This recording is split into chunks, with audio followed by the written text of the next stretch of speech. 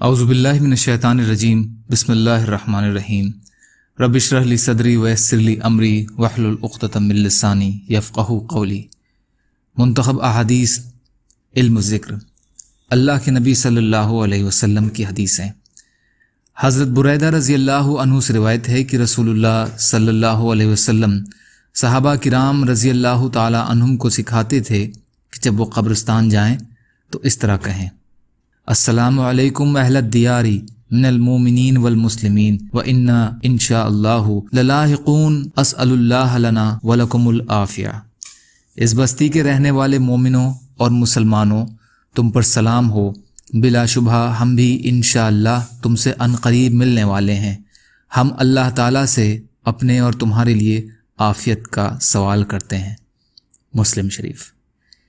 حضرت عمر بن خطاب رضی اللہ عنہ سے روایت ہے کہ رسول اللہ صلی اللہ علیہ وسلم نے ارشاد فرمایا: جس شخص نے بازار میں قدم رکھتے ہوئے یہ کلمے پڑھے، اللہ تعالیٰ اس کے لیے 10 لاکھ نیکیاں لکھ دیتے ہیں، اس کی 10 لاکھ خطائیں مٹا دیتے ہیں، اس کے 10 لاکھ درجے بلند کر دیتے ہیں۔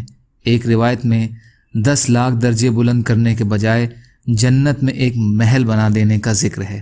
لا الہ الا اللہ وحدہ لا شریک لہ لہ الملک ولہ الحمد یحیی ویمیت وہو حی لا یمیت بیدہ الخیر وہو علی کل شیء قدیر۔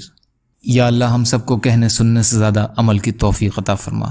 یا اللہ جو مظلوم ہیں ان کی مدد فرما، جو قرض میں ہیں ان کے قرضوں کو ادا کرا دے، جو بیمار ہیں انہیں صحت عطا فرما۔ یا اللہ آپ قادر مطلق ہیں، ہر شے پر قادر ہیں، آپ کے لیے ہر چیز آسان ہے، ہمارے لیے بھی آسانیاں پیدا فرما دیجئے۔